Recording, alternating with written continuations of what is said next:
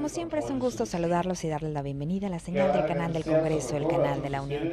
En este momento nos encontramos en el Senado de la República, en donde se estará llevando a cabo el desarrollo del foro Más allá del Telecán, el cual, le comento, es impulsado por la Comisión de Desarrollo Urbano y Ordenación Territorial de este Senado de la República. En este momento está comenzando precisamente el desarrollo de este foro, por lo cual nosotros lo invitamos a que nos acompañe. Para la libertad es muy importante promover la expansión de las libertades de las personas alrededor del mundo.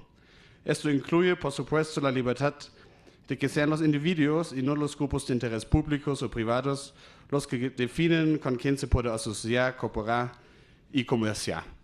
Yo soy de la ciudad de Hamburgo, la ciudad libre y hanseática de Hamburgo, y desde siglos la situación favorable económica de Hamburgo básicamente basa en el libre comercio mundial. Entonces todo el tema del Telecán y cómo puede salir México de esa situación bastante complicada con el vecino norteño, para nosotros y para mí personalmente es de gran interés. Bueno, en los últimos 25 años México ha experimentado un cambio fundamental en su economía y en su manera de comerciar en el mundo, gracias básicamente al Telecán. México ha podido construir complejas redes de comercio, logístico y producción que le permiten competir a nivel global. El riesgo de una cancelación del Telecán genera una justificada preocupación entre muchos mexicanos, pero también es una oportunidad para descubrir y construir nuevas alianzas comerciales. Con o sin Telecán, México tiene el potencial de ser un referente en términos de libertad comercial. Hoy mismo está en sus manos aprovechar los beneficios que el comercio permite. Y una salida de la situación, de mi punto de vista, también es básicamente el mercado mexicano, porque como alemán que tiene de un país que tiene muchísima representación empresarial aquí en México, obviamente el mercado mexicano como tal también es muy, muy importante y va a crecer y crecer, entonces va creciendo y creciendo. Entonces creo que para el próximo sexenio el tema de fortalecer la demanda mexicana, la economía mexicana como tal, también es de gran importancia para el tema de salidas de esa situación complicada. Pero bueno, no quiero robarles más tiempo. Antes de terminar, nuevamente muchísimas gracias a todos los ponentes y es un gusto estar aquí con todos ustedes. Muchas gracias.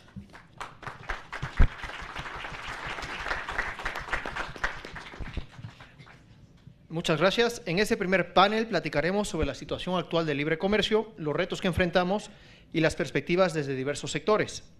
En primer lugar está aquí Macario Schettino, quien es profesor del TEC de Monterrey y uno de los académicos más consultados en temas económicos, políticos y sociales del país. Además es uno de los principales influencers en redes sociales y uno de los articulistas más leídos por su columna en El Financiero. Hubo un pequeño cambio en el programa. Bernardo Tamirano va a estar en el siguiente panel. También nos acompaña Emilio Cadena, expresidente del Consejo de la Industria Manufacturera, INDEX, y director general de Grupo Prodensa, una plataforma exportadora de manufacturas con actividades en América y Europa. Emilio cuenta con más de 20 años de experiencia en atracción de inversión extranjera y en implementación de proyectos de manufactura. Además nos acompaña Alejandro Falla, quien es comisionado en la Comisión Federal de Competencia Económica y cuenta con una amplia experiencia y trayectoria en el sector público, particularmente en la Secretaría de Economía. Alejandro es uno de los expertos más relevantes en temas de competencia y regulación de mercados. Y además nos acompaña en este panel Pancho Búrquez, quien es empresario y en ocasiones político, actualmente senador de la República, y desde el Senado Pancho ha promovido diversas iniciativas para limitar al gobierno y dar el poder a los ciudadanos, como esta que hoy se discute. Esta iniciativa no la presenta solo como un legislador, sino como un emprendedor con amplia experiencia en mercados globales de agricultura y sector primario, turismo, manufactura y sector aeroespacial. Sin más por el momento, le cedo la palabra a Macario Schettino.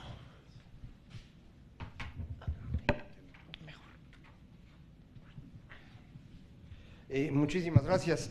Muy buenas tardes. Antes que nada, yo pido u ofrezco una disculpa, depende cómo lo quieran interpretar, pero yo tengo que ir a dar clase y esto hace que tenga yo que irme a las 5 en punto. Entonces, si a las 5 en punto me paro y me voy, espero que sepan disculparme por ello, no es mala fe. Segundo, un agradecimiento muy particular al senador Pancho Búrquez, que ya mero acaba su periodo, y yo quiero anunciar desde hoy que lo vamos a extrañar mucho. porque en este país hay pocos liberales y casi no hay libertarios, y él es uno. Entonces la probabilidad de que en el próximo Senado tengamos un libertario es casi cero. Entonces aprovechen los meses que nos quedan. No sé si logre sacar adelante la iniciativa por razones que ahorita voy a platicar, pero creo que su papel ha sido muy destacado en compensar un poco las tradiciones corporativas y estatistas que tiene este país y que han hecho tanto daño. Déjenme empezar por el principio. Creo que no debe haber ninguna duda que la creación de riqueza depende del comercio. No existe otra forma de crear riqueza que no sea comerciando. Esto a veces cuesta mucho trabajo entender porque hay personas que piensan que a la hora de producir están creando riqueza. Esta producción no tiene ninguna utilidad hasta que alguien decide comprar. Si nadie decide comprar lo que uno produjo, entonces lo que uno produjo no sirvió absolutamente para nada, salvo tal vez para el gusto personal de quien estuvo desarrollando esto. Y bueno, pues uno puede enterrarlo con todas las cosas que hizo durante su vida, pero no va a generar ningún otro beneficio. Es en el intercambio en donde realmente se crea la riqueza, porque las personas que compran están dispuestas a pagar por ese bien una cantidad superior a la que las personas que produjeron requieren para volver a producir ese bien. Es decir, en ese intercambio es donde generamos la riqueza. Y esto es determinante entenderlo para poder captar por qué, mientras más libre sea el comercio, es preferible. ¿Cuál es el problema que tenemos con el libre comercio? Que no todo mundo puede participar de la misma manera en el mercado. En particular, cuando las reglas de este comercio son dictadas por esta cosa extraña que genéricamente llamamos instituciones, es decir, las reglas que la sociedad crea, fundamentalmente a través de estructuras de poder, para realizar los intercambios. Cuando estas reglas están orientadas en beneficio de alguna persona o de un grupo particular, pues esta persona o este grupo particular puede capturar una ganancia muy superior a lo que debería haber hecho. Esto es lo que técnicamente los economistas le llaman capturar rentas. Y cuando estos grupos, que normalmente son poderosos o amigos de los poderosos, controlan el funcionamiento de una economía, genéricamente la llamamos capitalismo de compadrazgo. Eso es lo que explica la gran tragedia de América Latina, para que no haya ninguna duda al respecto. Yo pensaba que esto ya debía ser más o menos obvio, pero no lo es, y hay personas que creen que hay muchas otras razones por las que este continente no funciona.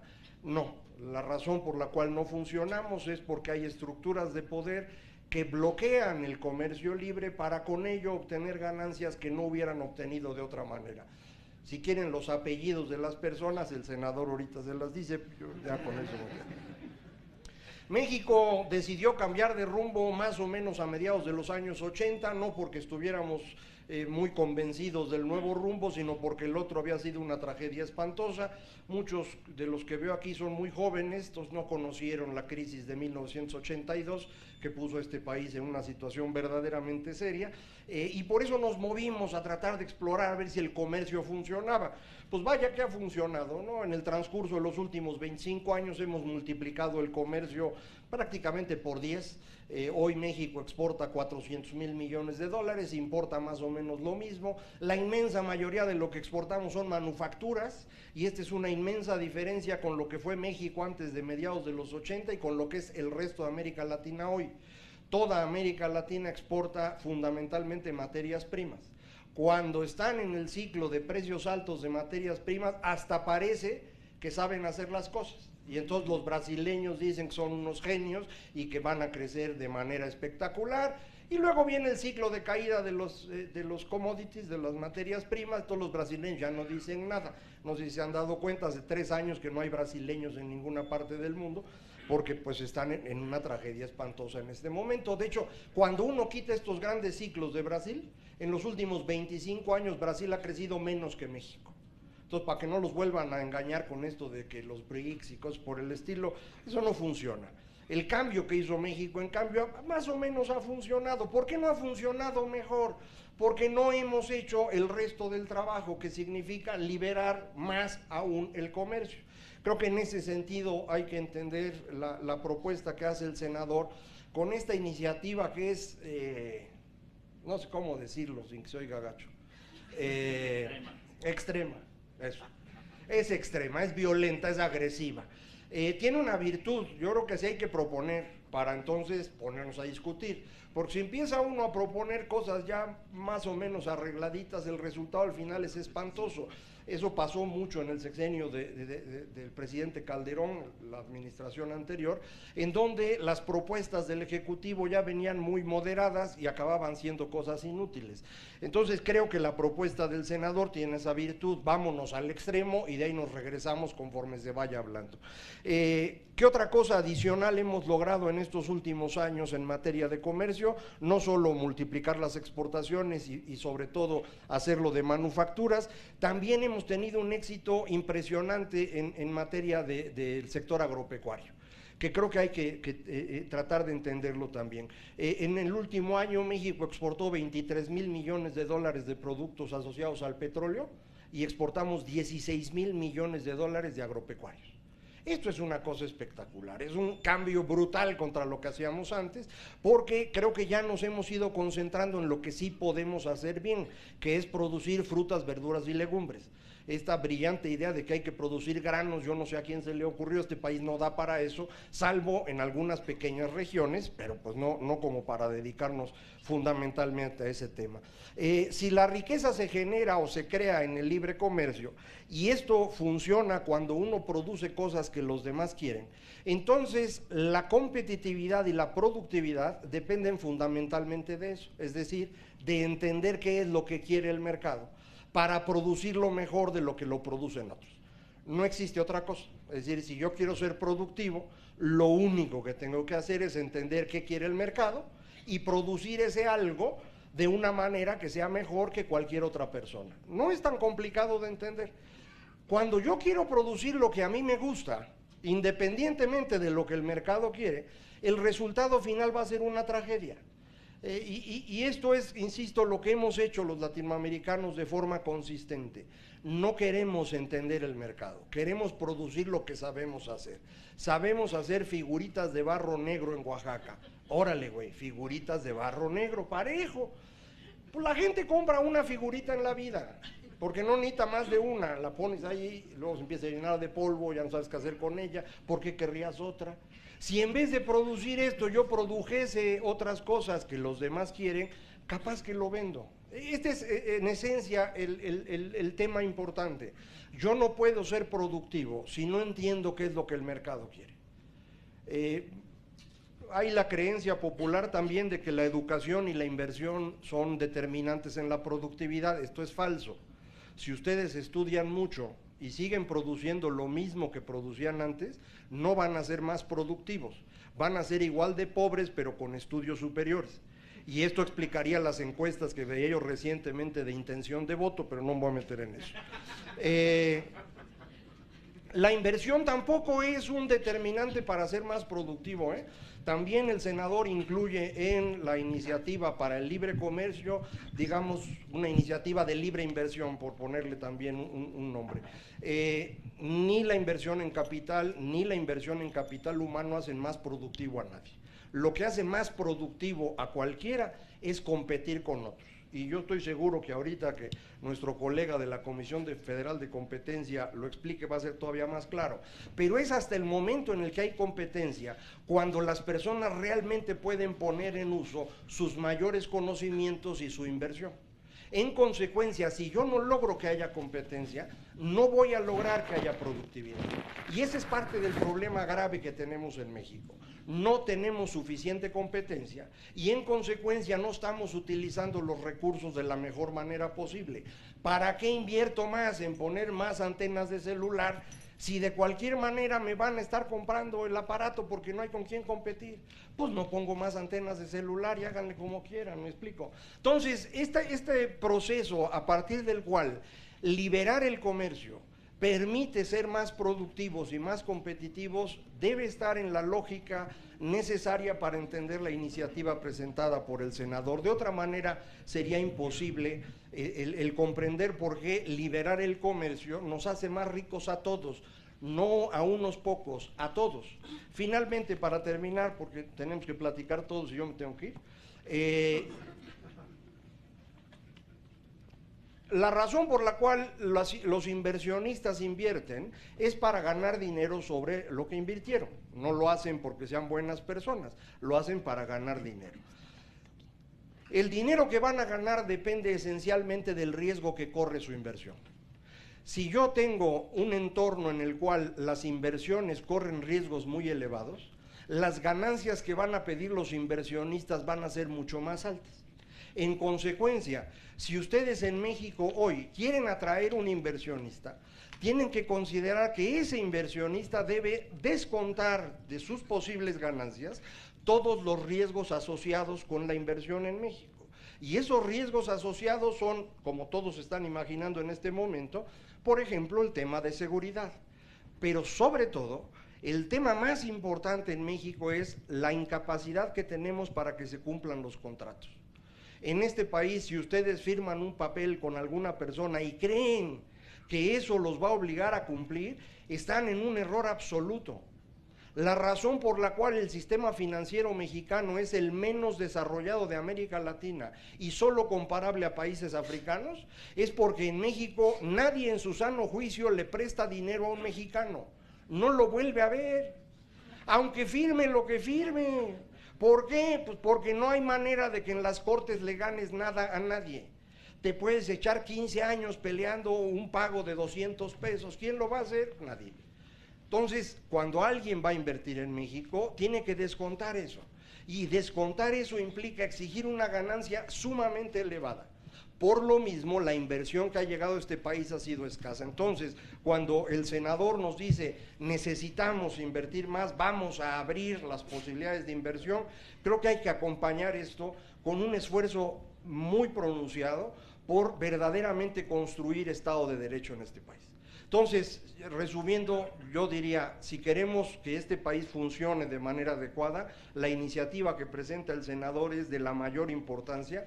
Mientras más libre sea el comercio es preferible. Necesitamos evitar que en el libre comercio haya ventajas hacia alguna de las partes, porque esto es lo que se convierte en captura de rentas, es decir, en capitalismo de compadrazgo, pero también necesitamos evitar que haya riesgos inmoderados en materia de inversión, porque eso exige tasas de ganancia muy elevadas y en consecuencia o reduce la inversión o provoca que el pago de salario sea cada vez menor. Entonces, pues a mí sí me parece que la iniciativa que presenta el senador es de la mayor importancia. Yo no la firmaría como está, pero entiendo otra vez, es para negociar, y si es para negociar, pues ya podemos empezar a hablar. En eso sí estoy totalmente de acuerdo con el senador. Muchas gracias a todos.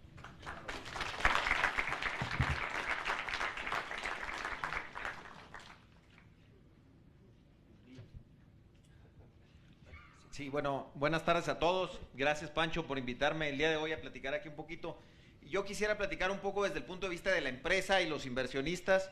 Creo que adecuado seguir después de ti, que la parte, desde luego, técnica y todo esto, los datos, jamás me pretendería entrar a ello. Yo te quisiera hablar sobre eso mismo, lo que vivimos las empresas.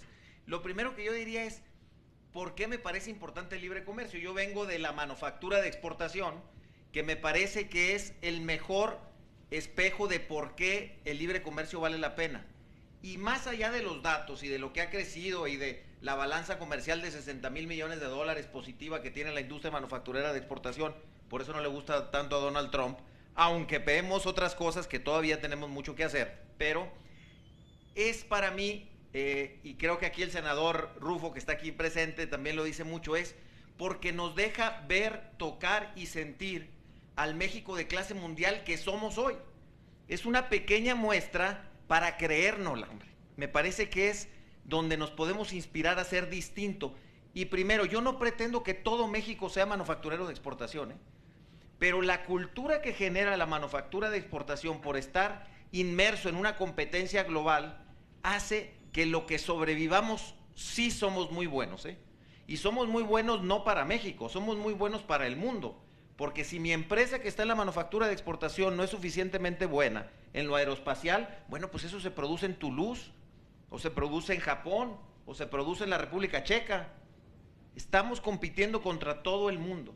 Entonces, para mí lo primero es que este México de clase mundial requiere de sentirnos con la confianza de que sí podemos abrirnos, porque yo creo que hay muchos de estos mitos que son que cómo vamos a competir. Y dejemos el tema de que hay países que no juegan las reglas del juego. Me parece que hay mucho de eso también, de mitos y de excusas para no abrirnos.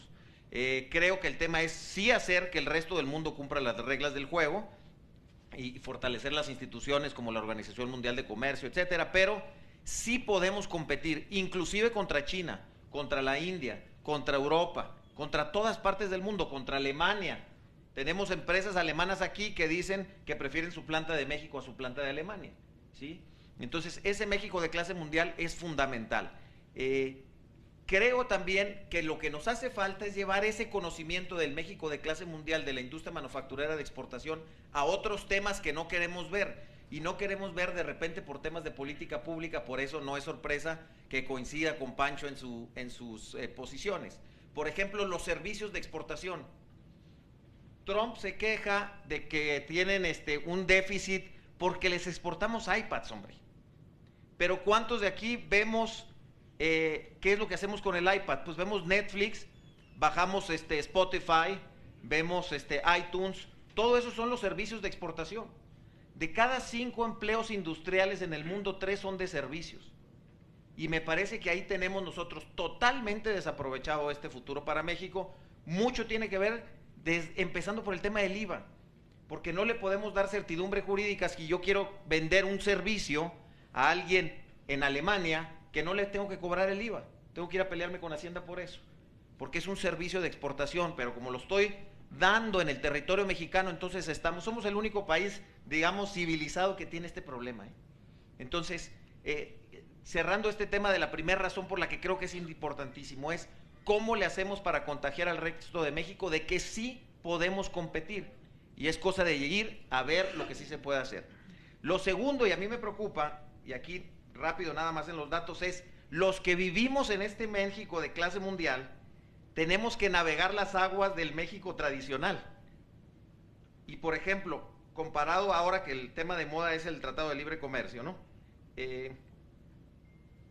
Contra nuestros socios en el Tratado de Libre Comercio, si nos vamos al índice de competitividad mundial, perdón, tanta tecnología, miren por aquí, pero aquí está. Estados Unidos es el número 1, Canadá es el número 15, nosotros somos el número 51. Contra eso tenemos que competir, ¿eh? En tema de instituciones, Estados Unidos es el 20, Canadá es el 15, está mejor, nosotros nada más somos el 123, ¿sí? En tema de infraestructura, Estados Unidos es 9, Canadá es 16, nosotros somos 62. En tema de salud y educación primaria, Estados Unidos 29, Canadá mucho mejor en el 8 y nosotros somos el 76, ¿sí? En educación superior y capacitación, Estados Unidos el 3, Canadá el 13, nosotros el 80.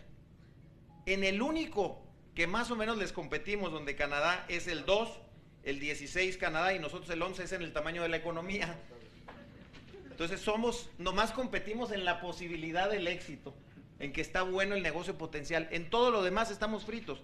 Pero si te vas a Europa del Este, o si te vas a nuestros amigos ahora nuevos de Asia Pacífico, nomás por decirles, en el tema de infraestructura, Singapur es el número 2, Taiwán es el 15, Malasia es el 22, Corea es el, si no me fallan los ojos, el 8, China es el 46, la India 66, México el 62.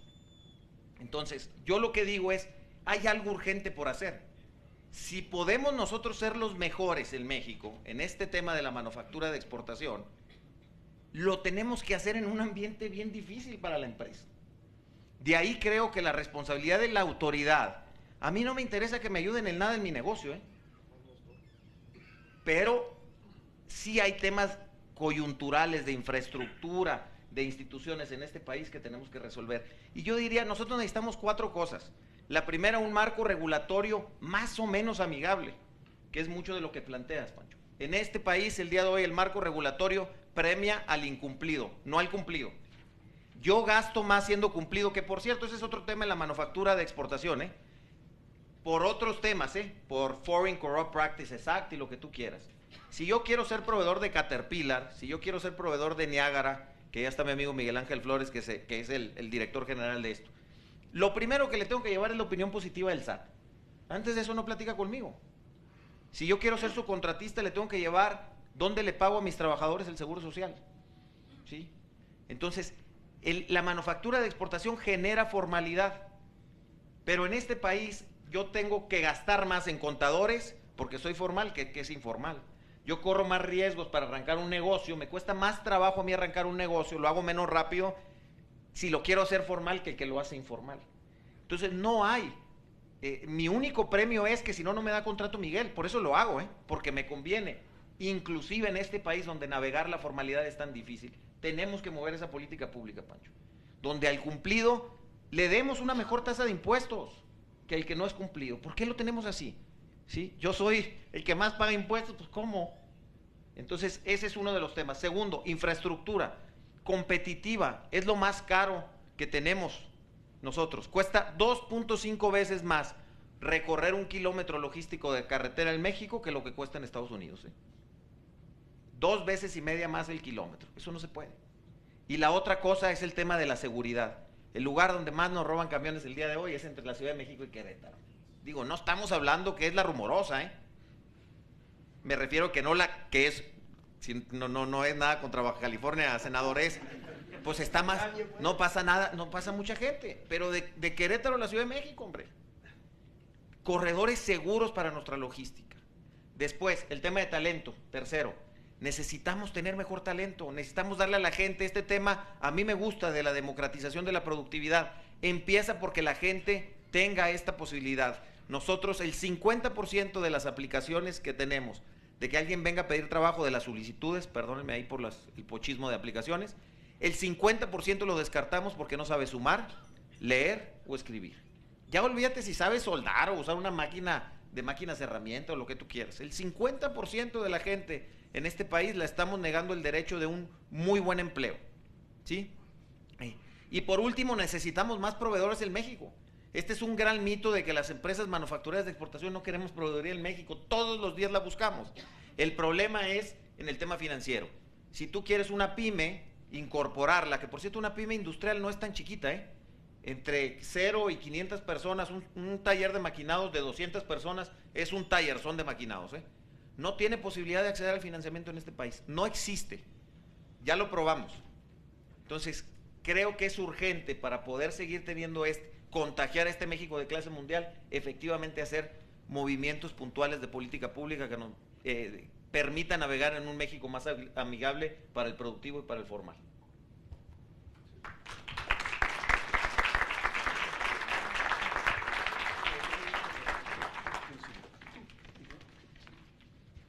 Muchas gracias. Senador, mi agradecimiento por la invitación. Me parece que es una discusión sumamente relevante. Gracias, Fernando, por la presentación tan amable. Nosotros, partimos de un hecho que nos parece irrefutable, es una premisa para la cual abunda evidencia empírica, en el sentido de que el libre comercio es un motor de prosperidad y desarrollo para las naciones. Nosotros en particular vemos un vínculo muy estrecho entre la política comercial y la política de competencia. Es una de las principales fuertes de presión competitiva a la hora de que analizamos mercados para efectos de ejercer alguna de nuestras atribuciones. ¿Cómo podemos vincular política comercial con política de competencia económica? Bueno, es bastante claro. El comercio libre entre naciones permite a los consumidores a tener acceso a una canasta mucho más amplia y diversificada de bienes y servicios, lo que necesariamente se traduce en ganancias de bienestar. El libre comercio también, por la misma razón, permite ejercer disciplina sobre los precios internos. De hecho, hoy en día en un mundo globalizado, el libre comercio es de las mejores maneras y de las herramientas más eficaces para mantener un control de precios. Y existe también mucha evidencia de que la apertura comercial se tradujo en muchos países en una reducción en los márgenes de ganancia extranormales que estaban reportando algunas empresas y algunos grupos económicos. El libre comercio, además de beneficiar a los consumidores, beneficia a las empresas, porque las hace más competitivas al permitirles acceso a insumos y a materiales de producción en condiciones mucho más competitivas, nos permite detonar las tasas de innovación, etcétera, etcétera. Sin embargo, y aquí partimos de una segunda realidad, en la mayoría de los países, y México no es la excepción, estamos sujetos a un régimen y a un entramado regulatorio relativamente complejo, en donde el mal uso de instituciones y herramientas administrativas nos puede llevar a un escenario en que el libre comercio, lejos de detonar estos beneficios tan evidentes, puede generar distorsiones muy, muy importantes. ¿Cuándo sucede esto? Cuando la política comercial, en lugar de abrir mercados, genera costos desmesurados de transacción para las empresas, costos de cumplimiento, cuando impone barreras a la entrada, cuando introduce distorsiones en las cadenas productivas y, como decía Macario, y esto es muy importante, cuando la política comercial genera niveles de protección sobre ciertos sectores en perjuicio de prácticamente una mayoría. Y la política comercial en muchos lados, y en México no es la excepción, muy a menudo tiende a ser proteccionista para ciertos grupos de interés que tienen la capacidad para presionar decisiones que resultan en su favor. Luego, entonces, ante un escenario muy complicado, donde muchos países están recurriendo a medidas proteccionistas en lugar de defender de manera más firme una agenda en pro del libre comercio, en un contexto en donde estamos en una renegociación de un tratado con resultados muy inciertos, yo creo que la apuesta para el país debe ser muy clara. Tenemos hoy más que nunca mandar señales, hacer reformas, que defender una agenda que hemos venido implementando a lo largo de ya más de 20 años en favor del libre comercio. Será muy peligroso que nosotros cagáramos en la trampa y empecemos a ser copartícipes de espirales proteccionistas que nada van a ayudar. O sea, y para poner un ejemplo, si de repente imponen aranceles que pueden afectar a nuestras exportaciones, el que nosotros implementemos de inmediato, sin pensar, medidas retaliatorias a las importaciones de productos de Estados Unidos, bueno, pues podemos estar encareciendo el acceso de bienes de consumo básico para nuestras familias. Entonces, tenemos que pensar muy bien cómo nos vamos a insertar en estas dinámicas. Justamente en la comisión, hacia principios de este año, dimos a conocer un reporte donde hicimos un análisis entre esta vinculación entre dos políticas que son complementarias, que se pueden fortalecer de manera recíproca, y sí vemos varias maneras de potencializar la política de libre comercio con un énfasis en la eficiencia de los mercados y con un énfasis en el bienestar del consumidor, para que podamos, por la vía administrativa y por la vía legislativa, implementar una serie de medidas que nos permitan tener mejores resultados como país en un contexto de mucha incertidumbre. No todo es tratado de libre comercio, no todo es en la esfera internacional. Mucho podemos hacer para fortalecer nuestras condiciones competitivas y mucho podemos y debemos hacer para fortalecer una política comercial que, creo yo, venimos arrastrando de manera muy inercial. Y sí me gustaría, de manera muy puntual, esquemática, hacer un recuento de de las principales recomendaciones y conclusiones que hemos detectado. Empezaré por recordar que aparentemente somos un país abierto, cuando menos si nos fijamos en los niveles de protección arancelaria. La tasa de arancel nación más favorecida, es decir, la que le aplicamos a todos, a excepción de nuestros socios comerciales, para 2016, un promedio simple fue de 5.5%. El nivel de protección del sector agropecuario es significativamente menor, el nivel de protección del sector industrial es menor. Sin embargo, esto esconde una realidad que tenemos para ciertos sectores, para ciertos productos, tasas de protección arancelaria tan elevadas que prácticamente se convierten en aranceles prohibitivos, es decir, simple y sencillamente dejamos de importar, ciertos bienes que podríamos estar importando de países que son competitivos en cuanto a la proveeduría de los mismos y no lo hacemos simplemente porque el nivel de protección arancelaria no lo permite. Entonces, sí somos en el papel un país abierto, el arancel es de 5.5%, el arancel efectivamente aplicado es sustancialmente menor porque hay que recordar que muchos bienes reclaman protección arancelaria, pero, y vámonos a la siguiente, por favor. Aquí podemos ver, si analizamos los distintos capítulos de la ley de las tarifas generales de impuestos a la exportación y a la importación, que tenemos algunos niveles de protección, por ejemplo, en cárnicos, en el capítulo 2, de lácteos, de huevo, de miel, de azúcares, de café, de té, que son realmente altos. Entonces nos tenemos que preguntar, ¿cuál es el propósito de mantener históricamente estos niveles de protección? Si nos vamos, por ejemplo, a manufacturas de cuero, a prendas de vestir y a calzado, bueno, no tenemos que ser muy sofisticados para llegar a la conclusión de que se ha implementado una política deliberada para proteger ciertos sectores económicos. La pregunta que nos tenemos que hacer es, ¿esto tiene un trasfondo, un objetivo de política pública clara o únicamente es una medida de política comercial que se traduce en la protección de ciertos sectores a costa de prácticamente todos los consumidores? Y esto es cierto tanto para bienes de consumo básico, productos finales y también para ciertos insumos intermedios que pueden encarecer procesos de producción. Hay una conclusión a la que nosotros llegamos que es sumamente relevante.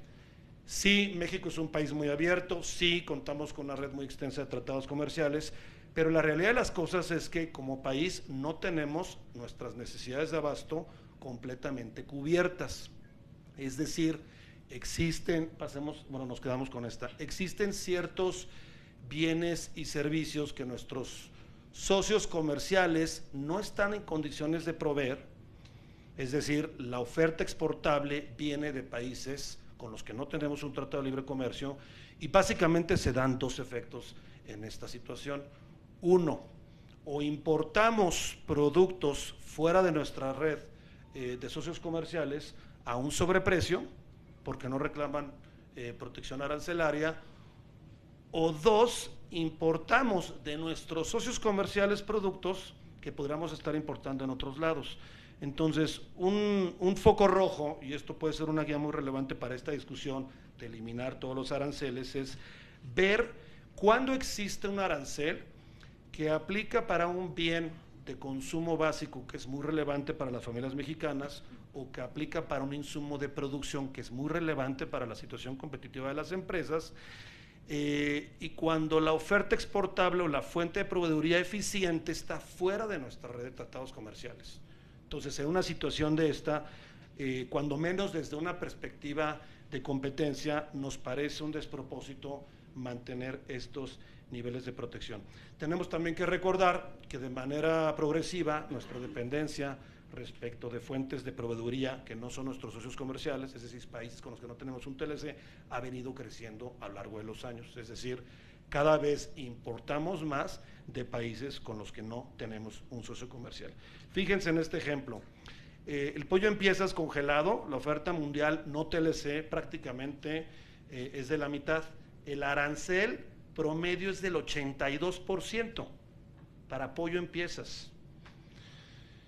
Para la carne de res congelada y deshuesada, la oferta exportable fuera de nuestra red TLC es de 76% y le aplicamos un arancel de 25%.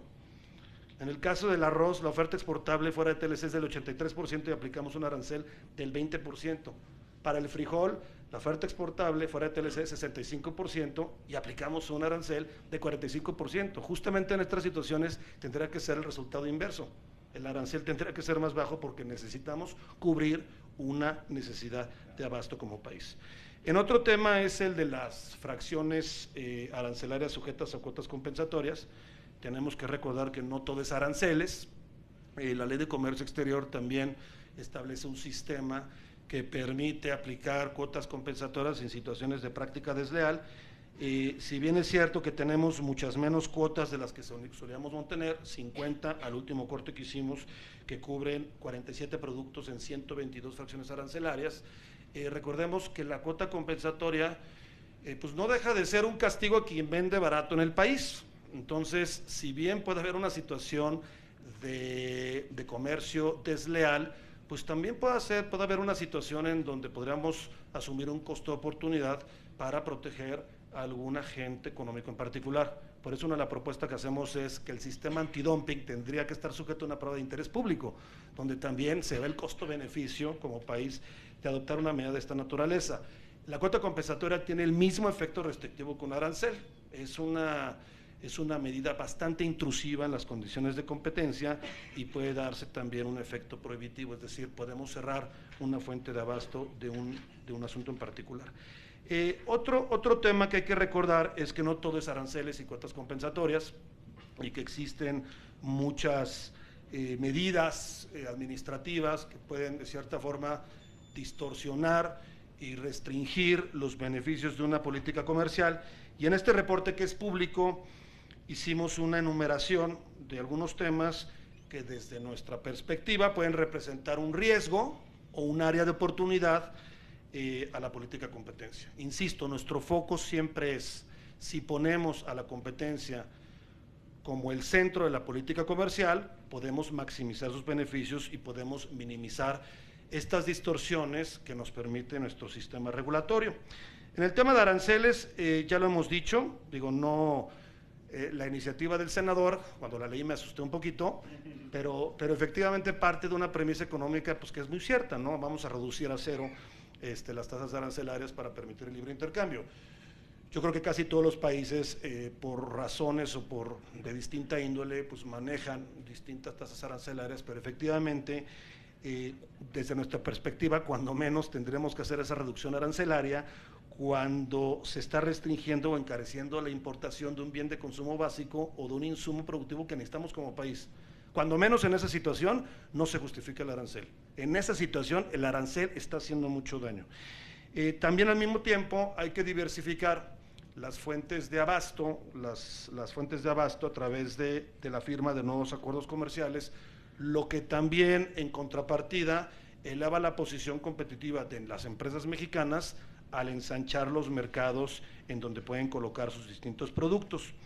En el tema de antidumping, lo decía hace rato, hay que fortalecer los mecanismos de transparencia y de razonabilidad y motivación de este tipo de medidas por el nivel de intrusividad que pueden tener, y aquí sí estamos sugiriendo sujetar el procedimiento a una prueba de interés público, donde se tomen en cuenta como partes afectadas, pues también a los usuarios industriales de las importaciones o a los consumidores del bien que está sujeto a la cuota compensatoria, porque no se vale que por beneficiar a una empresa todos salgan perdiendo. Algunas cuestiones que pueden ser un poquito más técnicas, pero lo que sí vemos también al revisar la vigencia de muchas de estas cuotas es que la mayoría se arrastran inercialmente. Tendrá que haber revisiones quinquenales y pues parece ser que la práctica es pues lo que teníamos antes lo vamos refrendando, como pasa con el arancel al acero, que ahorita voy a abordar ese punto que me parece también bastante relevante. En el tema de los cupos y los mecanismos de asignación, aquí es muy interesante, el cupo no es otra forma más que administrar la ineficiencia de un arancel, es decir, tenemos un arancel que nos empieza a hacer daño, y cuando nos asustamos por alzas en precios, entonces anunciamos cupos para ejercer cierta presión sobre estas alzas en precios, y si eso lo estamos haciendo estacionalmente cada año, pues ¿por qué no mejor quitamos el arancel y nos eliminamos con los problemas de raíz? Muchos economistas ya desde hace mucho tiempo pues nos decían que la peor manera de administrar una política comercial es a través de cupos, porque justamente implica darle los beneficios discrecionalmente a veces a ciertas empresas para beneficiarse de preferencias arancelarias en lugar de universalizar de cierta forma los beneficios. Entonces, en el tema de cupos, reconociendo que es una forma de administrar la ineficiencia del problema de raíz que es el arancel, aquí en la comisión pues siempre seremos partidarios de, pues cada vez que sea necesario, privilegiar su asignación a través de una licitación pública, y cuando esto no sea eficiente por un tema de oferta-demanda, pues establecer criterios objetivos y transparentes para no beneficiar, como a veces sucede, pues más que a cuates. Yo parto de la buena fe de quienes están sentados en la Secretaría de Economía en este caso. A veces es muy fácil caer en tentaciones de asignar cupos pues, a empresas más grandotas o a las que hayan hecho inversiones, como por un tema de política industrial. Desde una perspectiva de competencia, nosotros creemos que eso puede generar distorsiones importantes.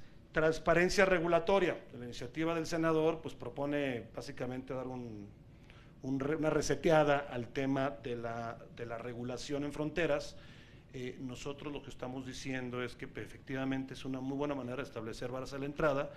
Esto lo vemos mucho, o históricamente lo hemos visto con productos de origen animal o vegetal, en donde es muy difícil, a pesar de que haya preferencias arancelarias, traer este tipo de bienes, pues por supuesto riesgos fitosanitarios. Entonces, cada vez que estos se impongan, pues tienen que ser transparentes y tienen que estar basados en evidencia y en la ciencia. El tema de los programas de promoción sectorial, recordemos, es un invento que se hizo hace mucho tiempo. Son programas que benefician a 24 sectores que permiten importar insumos y maquinaria en condiciones arancelarias preferentes para favorecer las condiciones de competitividad. No es otra cosa que una muestra de que la apertura que tenemos no es suficiente y ahorita no tiene absolutamente ningún sentido mantener estos programas cuando podríamos consolidar estos beneficios en las leyes, en las tarifas generales de impuestos a la importación, eliminar costos de transacción de los usuarios de estos programas, y para quienes no tienen acceso por razón de su tamaño, pues a lo mejor podríamos universalizar los beneficios.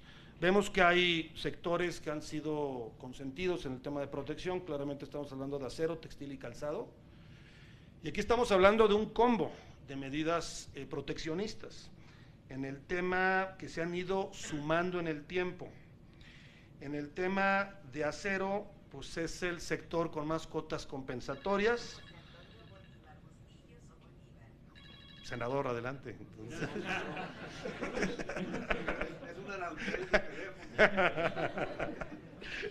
Además de las cuotas compensatorias, están los avisos automáticos, y por ahí hay un decreto del Ejecutivo que impuso un arancel de 15% a un muy buen conjunto de bienes e insumos de acero, que se hizo supuestamente, bueno, así lo leí en la motivación, para darle tiempo a la industria que presentara su caso contra prácticas desleales, pero creo que ya se refrendó por quinta ocasión. Entonces, pues pareciera que ya llegó para quedarse. Es pertinente discutirlo. Únicamente estoy señalando el hecho de que tenemos un arancel que supuestamente era temporal. Las condiciones del sector cambiaron brutalmente de aquí hace 2 años, entonces sería pertinente ver qué está pasando ahí.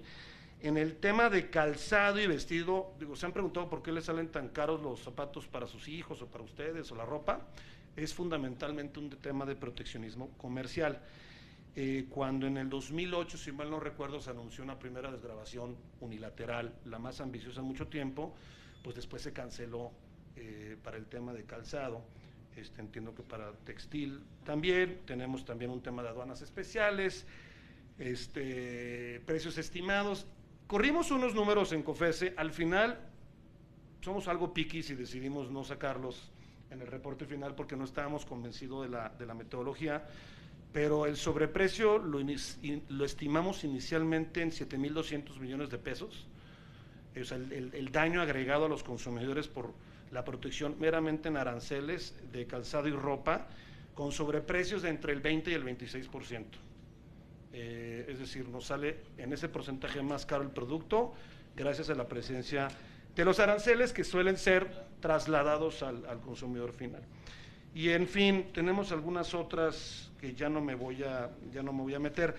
El objetivo de este reporte y la invitación que me hicieron fue para presentar los hallazgos más importantes, es recordar a quienes toman las decisiones en las instancias legislativas y administrativas que los vínculos entre la competencia y el comercio son muy poderosos, y que una de las mejores maneras, en nuestra opinión, pues claro, difícil que digamos otra cosa porque somos la Comisión de Competencia, pero que una de las mejores maneras de hacer funcionar la política comercial en beneficio de todos y minimizar restricciones anticompetitivas es ver a la competencia como uno de los valores. No solo es el tema de la política industrial, no, ver la eficiencia de los mercados, ver el bienestar del consumidor, Y en ese sentido, algunas de estas cosas pueden servir para el debate, para iniciativas legislativas o para vigilar que lo que se haga en el ámbito administrativo pues también abone estos objetivos. Muchísimas gracias.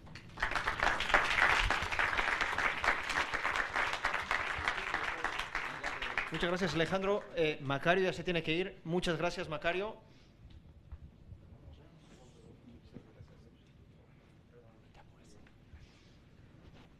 Y agradecemos también la presencia de los senadores Marcela Torres y Ernesto Rufo. Sin más, le voy a pasar la palabra al senador Burques.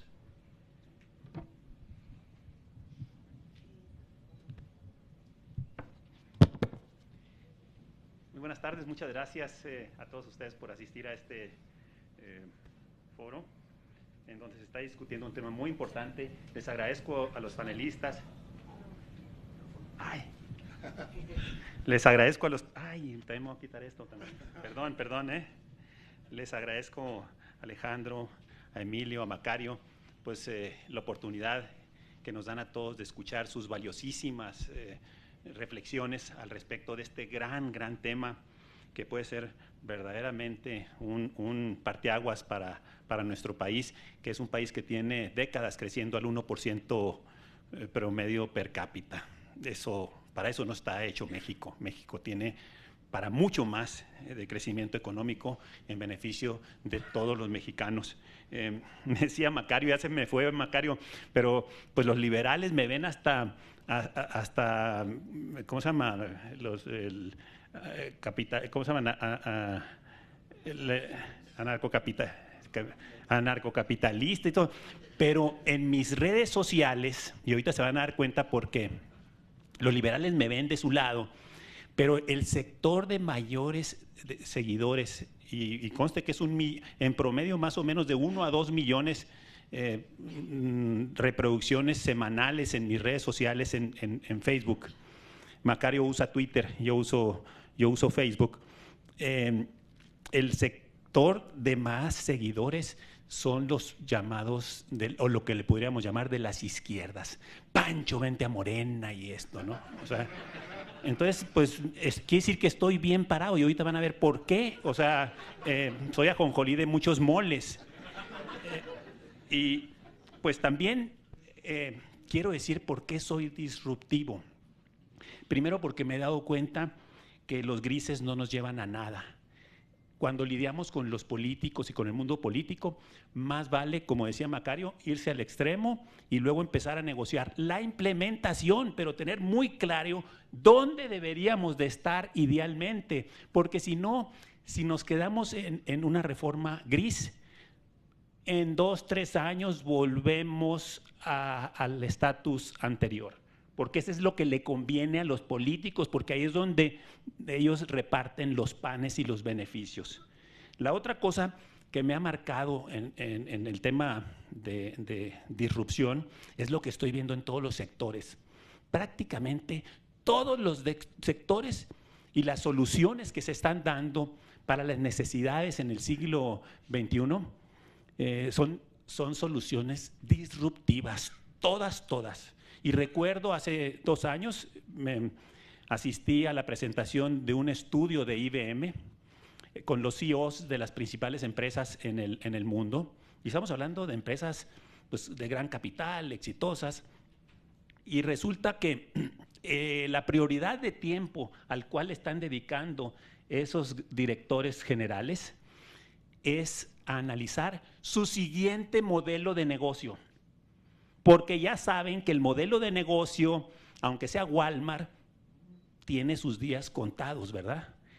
Y están muy temerosos, el 80% de ellos, de que en cualquier momento se les va a presentar un competidor disruptivo, y esa era la palabra que utilizaban, que viene probablemente de otro sector y sin capital, por eso ni siquiera lo habían detectado, no estaba en el radar porque no era de los que conocían, viene de otra galaxia y les va a quitar sus clientes. Y eso es lo que está pasando. Y los únicos sectores que no se están transformando en este país radicalmente son los sectores ligados al gobierno, porque el gobierno es un monopolio y el comercio en el mundo está en manos de los gobiernos. Por eso no ha tenido la evolución que necesitamos que tenga para liberar las energías creadoras de los mexicanos y de los ciudadanos de este planeta. Y pasando ya a las reflexiones al respecto de esto, pues yo quisiera decirles cuál es la visión que tuve o que hemos tenido y hemos compartido en la oficina y con amigos al respecto de esta iniciativa. Debo de decirles que tengo un año pensando en ella y he comentado con varias personas, y cuando me sentí más bien es cuando la subí al Twitter, y prominentes economistas, algunos de ustedes y otros, hasta Paco Gil Díaz, Isaac Katz, sumándose a ella. Ah, caray, pues entonces ya se me quita el temor, porque siempre da miedito tomar una decisión. O sea, el presentar algo diferente al statu quo, pues requiere un poquito de, ya saben ustedes, ¿verdad? Y dejé que por un año mi cerebro y mi ánimo estuviera reflexionando, pensando. Al principio les daba miedito en mi oficina, y ellos sí son liberales, yo no.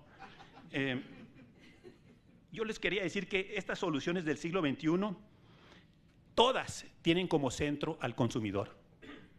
Llámese usuario, cliente, y la política debería de tener al ciudadano como centro. Y son modelos descentralizados, y son modelos en donde hay una transferencia de poder de decisiones y de dinero en manos de ese consumidor. Me gusta mucho, y hacemos muchas alianzas, el trabajo de la COFESE, porque ellos ven por el consumidor. Y yo me pregunto, en el cuarto de junto del TLC, del Tracán, ¿están los consumidores representados o está la industria del acero, los textileros? Perdón, tú sí estás ahí, ¿verdad? Pero no soy de ninguno de los sectores. Yo me pregunto, ¿no están los...? Ya sé, ¿no? Ya sé. Tú eres de los manufactureros de exportación y te conocemos tu filosofía.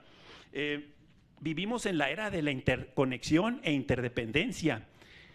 No es viable el proteccionismo, ni poquito proteccionismo. Por eso soy extremo en esto.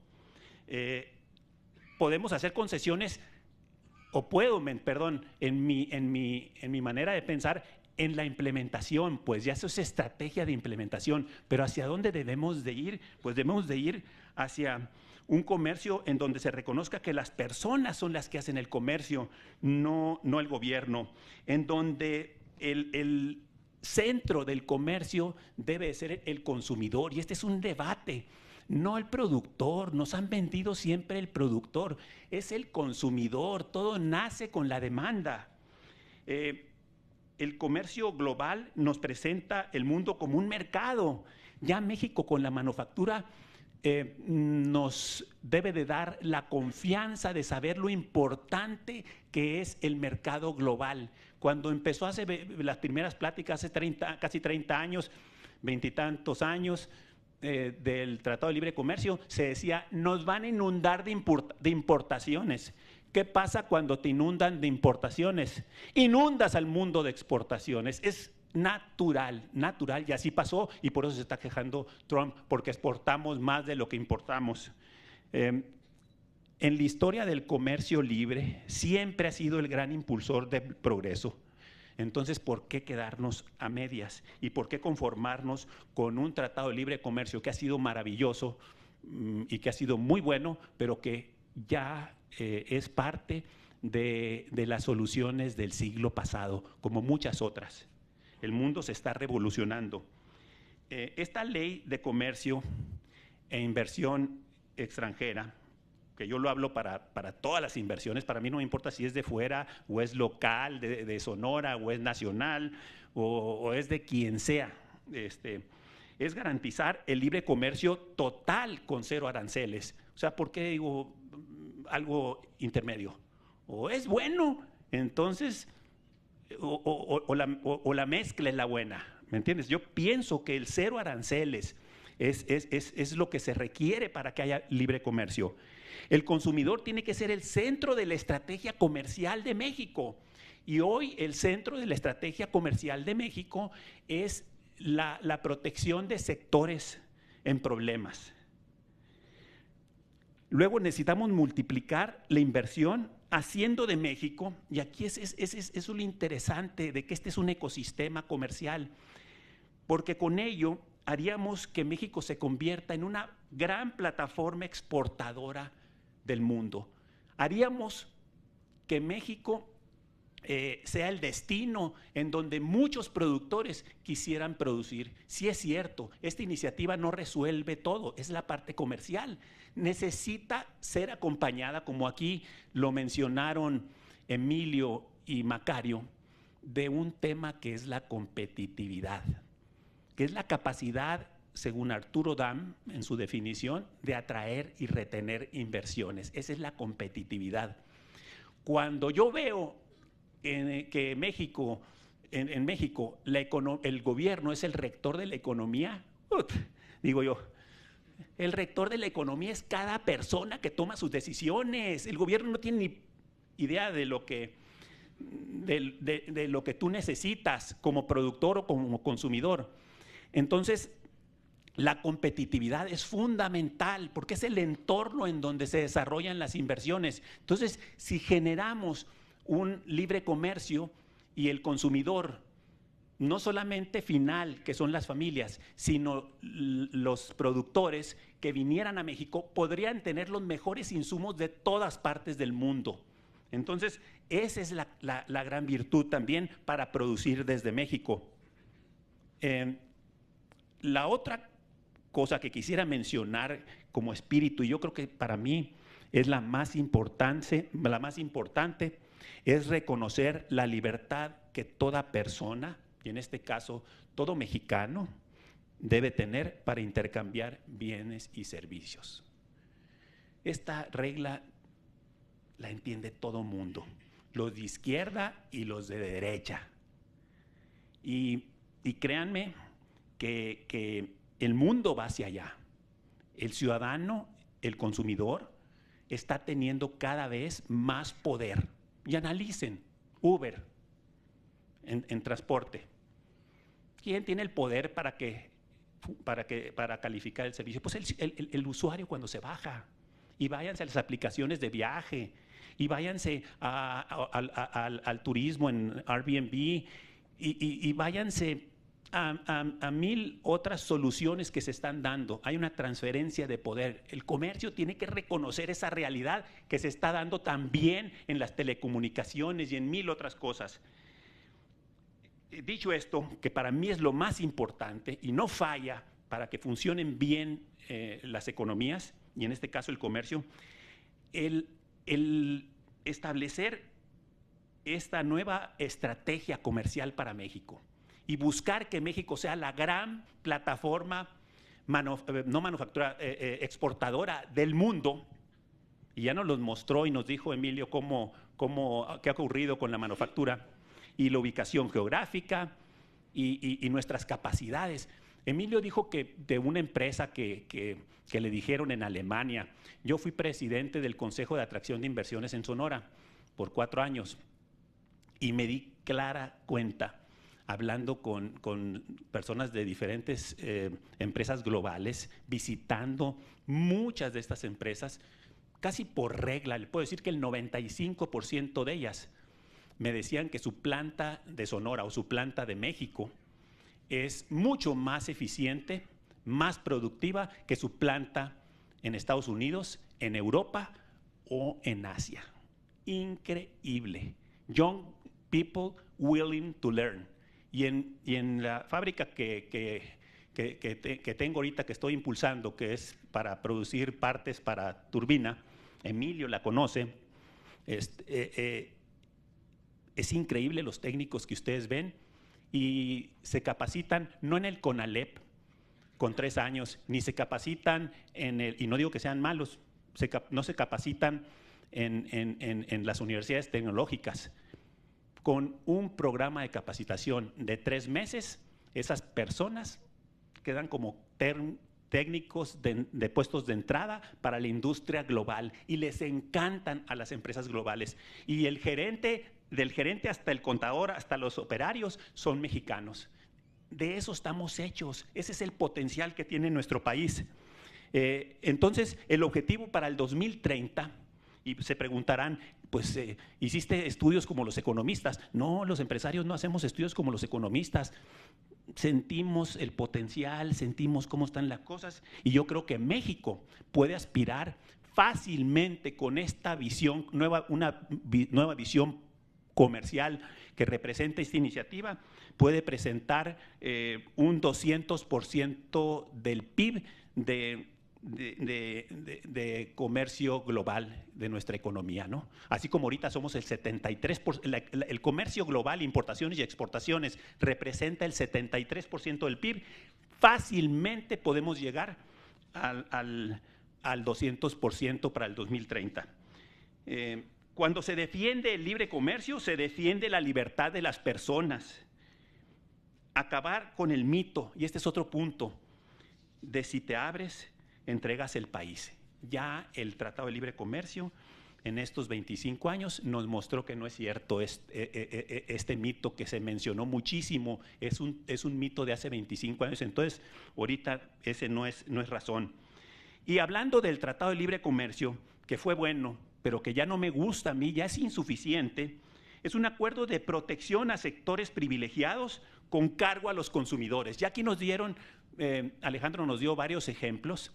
Yo les puedo decir, ahorita el frijol en frontera, porque a frontera sí lo permiten importar, los consumidores mexicanos lo compran, y se los andan queriendo quitar, lo compran la papa, no el frijol, la papa, lo compran a 14 pesos. Eso fue hace 2 meses el dato, y acá adentro, como no se permite la importación, nuestros mexicanos de adentro del país, del interior, tienen que comprarlo a 27 pesos. ¿Es justo o no es justo? ¿Conviene al país o no conviene?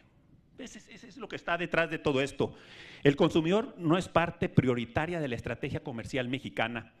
La reciprocidad, y aquí es otro punto, el planteamiento que hacemos en esta iniciativa, porque es unilateral, no tienes que esperar a ver qué dice Trump o qué dice Europa, es sin negociar a cambio de nada.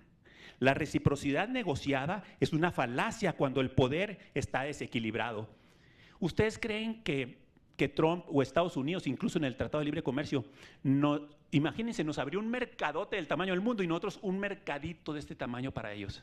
¿Ustedes creen que, muy mascones, podemos lograr reciprocidad porque pegamos a la mesa?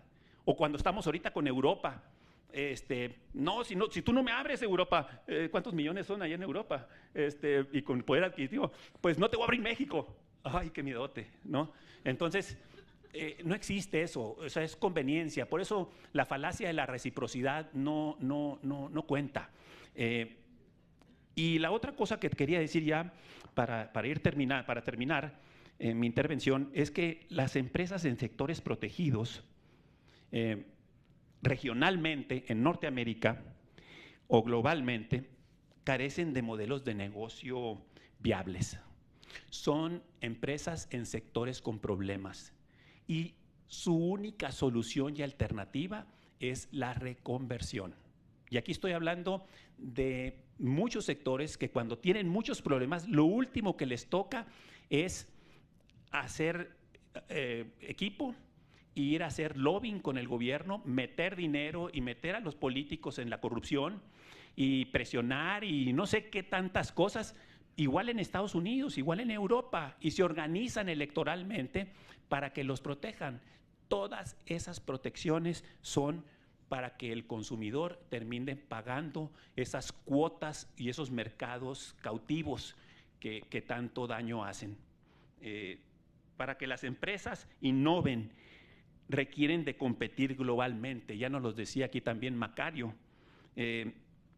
Y yo creo que muy necesario, como lo dijeron ya mis compañeros del panel, esto tiene que ser acompañado de la única política pública que yo reconozco para el gobierno, que es la competitividad. El gobierno no debería tener políticas públicas, debería de solo tratar de que las inversiones, porque es la única manera de generar progreso y empleo, Yo creo que fue semántica la diferencia que tuvimos ahí en el comentario de Macario. Es la única manera, y desde el carpintero que compra una pulidora para agarrar un contrato, ¿verdad? Es esa inversión, hasta la inversión nacional o internacional en maquinaria sofisticada, etcétera. Es la única manera de generar empleos, en mi juicio. Entonces, el gobierno debería de estar tratando de que 5 o 6 variables de competitividad, algunas de las que ya mencionaron aquí, fundamentales, estén en línea, estemos en los primeros 20 lugares del mundo. Y uno puede consultar diversos estudios de competitividad, como el WEF, del World Economic Forum. En ese, la competitividad fiscal de México es que estamos en el lugar 114 de 144 países.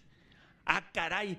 Y luego Trump, ya se dieron cuenta, en el mundo se están dando cuenta que cobrarle demasiados impuestos a las empresas terminan matando la gallina de los huevos de oro. Y entonces por eso están bajando en diferentes partes del mundo, hasta en Francia a 24% la tasa de impuestos al ISR, y en Estados Unidos la bajaron a 21%, y nosotros ni pío, y en el Senado y en las comisiones de Hacienda de la Cámara de Diputados, ni pío. Señores, señoras, ¿qué nos pasa en este mundo? Si te conformas con caminar, te va a llevar el tren. Necesitamos volar y tomar decisiones para adaptarnos a un mundo que va vertiginosamente hacia el futuro. Muchas gracias.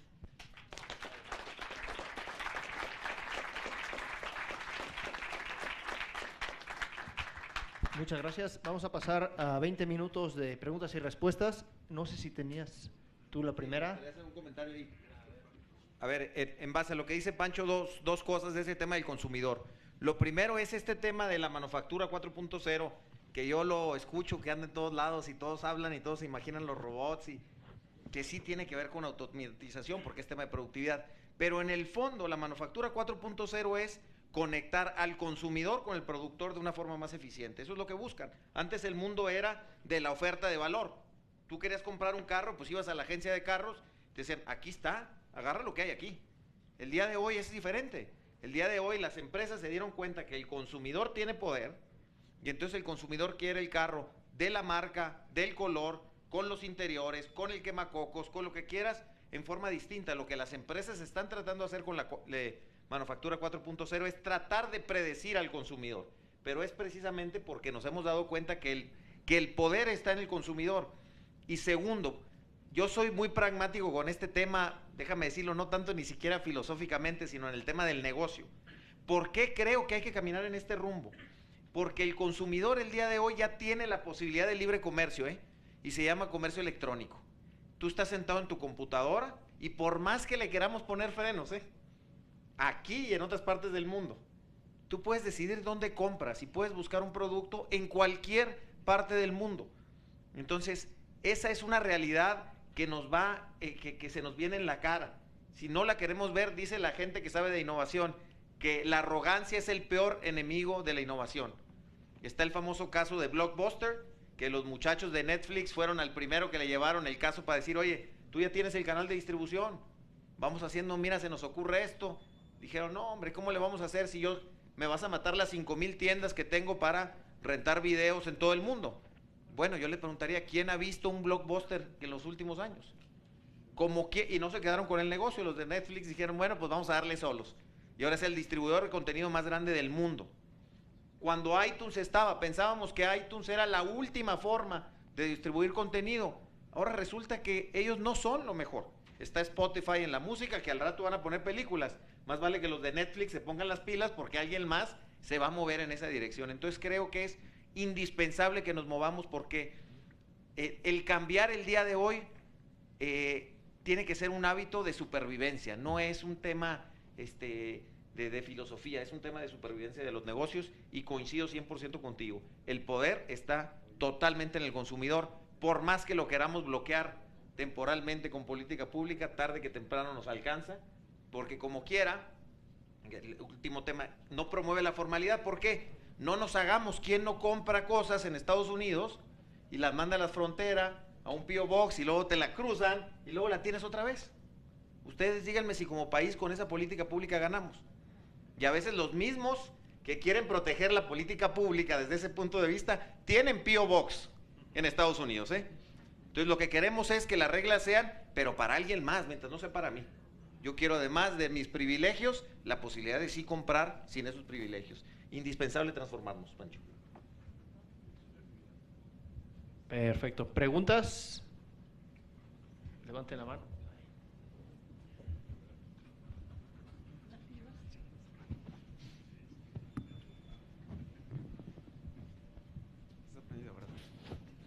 Buenas tardes, mi nombre es Francisco Javier. Bueno, respecto a su comentario de quitar los aranceles, esto provocaría en la economía con los microempresarios que se vieran desincentivados a la producción. ¿Por qué? Porque, por ejemplo, ustedes al quitar los aranceles están poniendo un alto a las empresas transnacionales cuando vengan para acá. Pero, por ejemplo, en este caso, ¿cómo van a hacer para incentivar a los microempresarios que se van a quedar aquí en México, que apenas están construyendo su empresa? ¿Van a subsidiarlo o qué es lo que planean hacer para ponerlo también a la par junto con las empresas transnacionales? Gracias.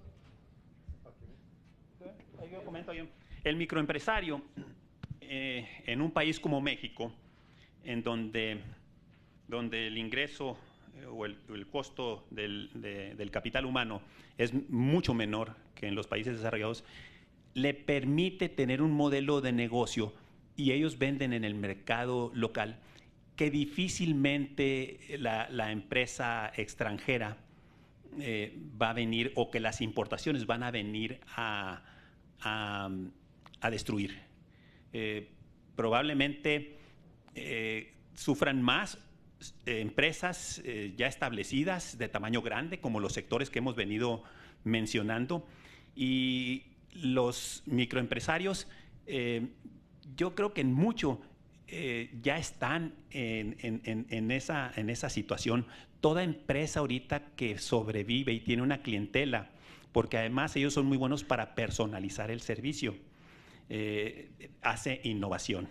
Entonces yo no le veo ningún problema. Le veo problema a esos grandes sectores que han estado protegidos. Los microempresarios no están protegidos, al contrario.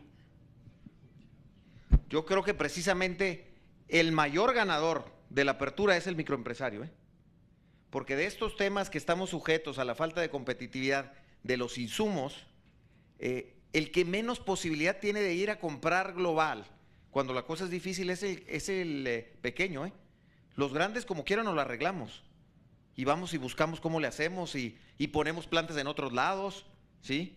El microempresario sería el mayor favorecido de la apertura, porque le das acceso de repente. El microempresario del país el día de hoy solamente tiene acceso a lo que está aquí alrededor. Le puedes dar la libertad de escoger y que lo traigas de donde quieras.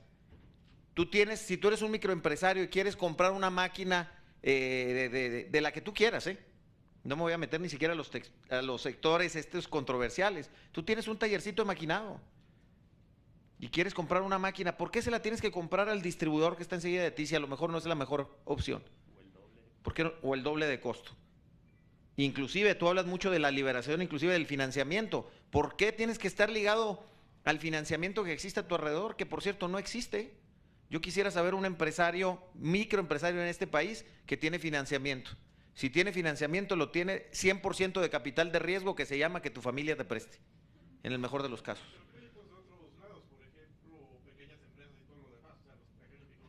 Sí.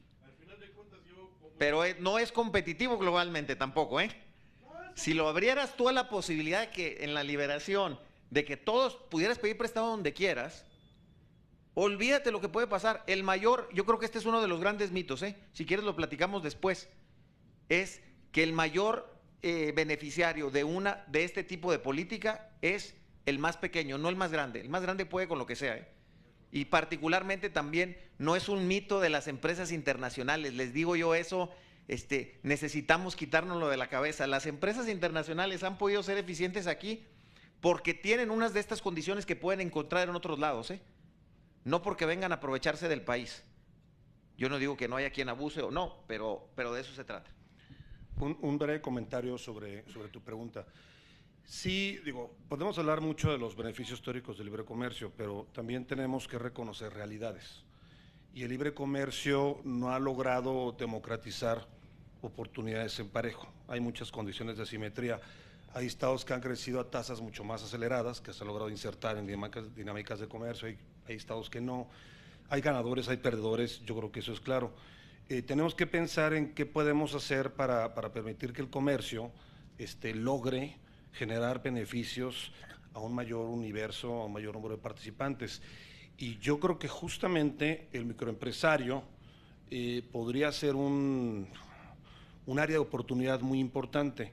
Y el principal problema es de costos de transacción. O sea, el microempresario le es más costoso, le es más difícil todo, exportar, le es más difícil certificarse para poder ser proveedor de una industria automotriz, le es más difícil asumir el costo de registrarse a un programa de la Secretaría de Economía que le da beneficios arancelarios. Entonces, en la medida en que tú simplifiques tu política comercial, en la medida en que la hagas más simple, la hagas más pareja, la hagas más equitativa, vas a permitir que el microempresario pueda acceder a los beneficios, que es la posibilidad no solo de exportar indirectamente siendo proveedor, sino también de acceder directamente a otros mercados y la posibilidad de ser más competitivo mediante el acceso de mejores insumos. Y habiendo dicho esto, te diría que yo dejaría en un segundo plano el tema de los aranceles como una preocupación al microempresario. Yo creo que al microempresario le impactan de manera mucho más fuerte temas como la corrupción o como el exceso de burocracia y de regulación. O sea, eso es lo que mata en realidad al microempresario. O sea, si hay una reducción de aranceles, yo veo muy lejano el que pueda generar una afectación. Sí tenemos que pensar en que la política comercial es una de varias políticas y si queremos fortalecer nuestro entorno competitivo, tenemos que pensar mucho más allá del tema comercial. O sea, no todo es libre comercio tampoco. Entonces, para fortalecer mercado interno, fortalecer al microempresario, tenemos que también tener una agenda muy agresiva de desregulación en el sentido de desregular donde no sea necesaria la intervención del Estado, de simplificar, de digitalizar, de hacerle la vida más fácil a estas personas pues, que apuestan su patrimonio muchas veces personal para emprender una actividad y no nos olvidemos que la base, probablemente no del PIB, pero sí del empleo, pues son los microempresarios al final del día. En ese sentido, bueno, yo pienso que el micromercado con el macro, sí hay más, es más difícil porque las variables que dependen de un comercio entre consumidores y productores demanda más a un empresario macro. ¿Por qué? Porque un macro tiene que competir no nada más en el sistema de inversión, sino del fondo capital que tiene la empresa, porque cada empresa tiene un fondo capital y en ese fondo capital tiene que considerar pérdidas y fondos de inversión. ¿Para qué? Para competir, y entre esas está la calidad, la innovación ante nivel global, es a nivel mundial. Y el microempresario prácticamente está dentro de México, o sea, en el sentido del comercio. Es decir, pero también hay que reconocer y ver la realidad en la sociedad que vivimos hoy en México. ¿Cuánto microempresario? Yo esa la dejo al aire, es solo una pregunta, cada quien se la contesta, es ¿cuánto microempresario está de manera formal? ¿Cuánto microempresario está de manera informal? Porque si vamos a ver aquellos microempresarios informales, estamos hablando que tienen una ganancia de más del 100%, 200%. ¿Por qué? Porque no pagan absolutamente nada. Registro de marca, impuestos, no pagan nada. Y el microempresario formal aún así tiene entrada, porque el consumo es interno, está compitiendo contra, y ahora un microempresario no tiene que hacer grandes encuestas de mercado. ¿Por qué? Porque es lo que demanda la sociedad mexicana, no lo que demanda un consumidor globalizado. Son totalmente las exigencias, los niveles de eficiencia, calidad, tecnología y ciencia. Entonces, la demanda de un microempresario, la verdad, en un estudio de mercado, lleva más beneficios que cualquier empresario a nivel globalizado. Incluyen tanto leyes administrativas influyen, exige un mercado ya más innovador en ciencia, tecnología, producción, capacidad de carga, capacidad de producción, capacidad, o sea, eso es lo que hay que ver. O sea, el microempresario aquí, de verdad el que vive pobre es porque quiere, bueno, teniendo los fondos, desde mi punto de vista. Gracias. Vamos a tomar 3 preguntas y con eso ya cerramos este primer panel. Sí. Hola.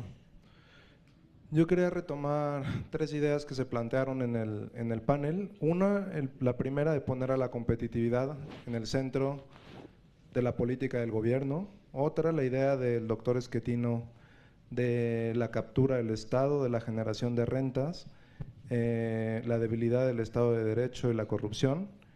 Y otra, lo que planteaba Emilio, de la necesidad de que el Estado actúe en 4 áreas principales. Una, el tema de la infraestructura; otro, el tema de la formación de capital humano; el tema de la seguridad; y yo añadiría el tema de la investigación, inversión en ciencia y tecnología.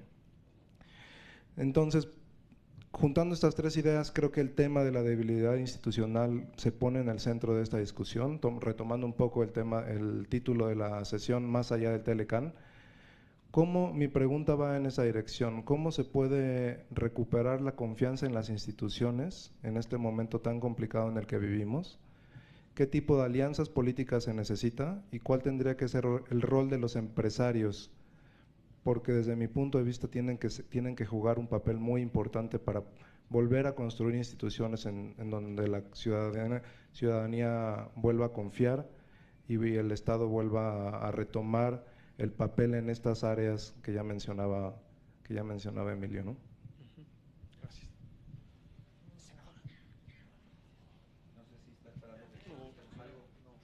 Pues 3 y contestamos a todas ya como conclusión. Gracias. ¿Quién? ¿Yo? No, usted primero. Bueno, pues primero felicitar al senador Búrquez. Muy, muy interesante realmente cada uno de los ponentes. Y mi pregunta en concreto a los dos, tanto a Emilio como al senador Búrquez. Hemos venido trabajando un grupo de senadores muy fuerte en el tema del Estado de Derecho, indispensable y necesario en México, principalmente en el tema anticorrupción. No sé si en la propuesta, senador, venga algo al respecto que me parece, desde mi punto de vista, crucial para dar certeza. Macario lo mencionó muy claramente, para dar certeza a cualquier tipo de inversión extranjera o nacional. Y lo han mencionado, digamos, menos específicamente, pero al mencionar todo el tema del comercio no regular, ¿verdad? El comercio informal, de lo que decía la compañera aquí atrás, de que pues tienen 100% de ganancia, que es competencia desleal, un poco podríamos decirlo, y lo mencionaba también Emilio. Pero, ¿qué tan importante realmente es este tema del Estado de Derecho, lo mencionaba el compañero también atrás, de la corrupción que existe? No debería haber comercio informal, empezando por ello, ¿no? Estamos obligados todos a tributar de alguna forma en nuestro país. Entonces, esta impunidad que impera en muchos órdenes, ¿qué tanto realmente afecta y si está mencionado en la iniciativa? Me llamó la atención que Emilio menciona marco regulatorio, que son las cosas que necesita, ¿no? Infraestructura, seguridad, talento y más proveedores en México. No mencionó el tema, a lo mejor realmente no tiene tanto peso como algunos estamos pensando. Gracias.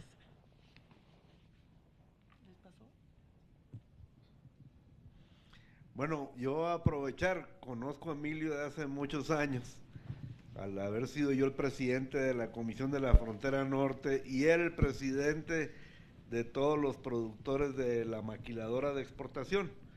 este asunto de los impuestos, que los Estados Unidos en su ISR lo están reduciendo, ¿qué? ¿A 22%, Pancho? A 21. A 21. Y México tiene una tasa de ISR de 35. ¿Qué estás viendo, Emilio o COFESE, en cuanto a cómo está reaccionando ante esto el gobierno mexicano? ¿Están viendo reacciones o es que va a haber una especie de pues trato especial en el régimen de la maquiladora, en lo que se refiere al tema de los impuestos, ¿no? Ya ven que lo basan en centros de costo y no de utilidades. En fin. Y lo otro es, pues Trump se salió del acuerdo del Pacífico y parece que ya anda queriendo regresarse, pero qué ventajas, qué asuntos nos están viendo, dado que nos ha tocado como senadores que nos visiten embajadores de varios de los países de la cuenca del Pacífico y con mucho interés. Entonces, ¿cómo visualizan eso también? Gracias. Muchas gracias. Pues responden todos un poco a todas las preguntas y con eso también cerraríamos.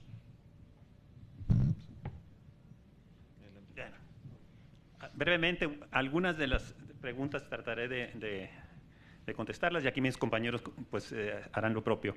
El joven allá que hablaba de algunos temas, que muchos de los que mencionaste son de competitividad. Esta iniciativa es de comercio, pero no resuelve ni plantea pues la solución completa. La solución completa tiene que ir acompañada de un foco muy grande. Por eso digo yo que la única política pública que debe tener el gobierno es la competitividad.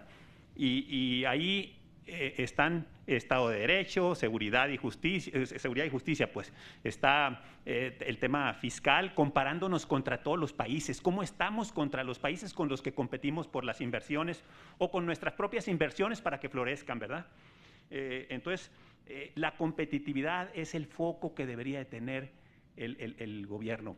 Y dentro de esa competitividad, el tema más importante, dicho por tirios y troyanos, así se dice, ¿verdad?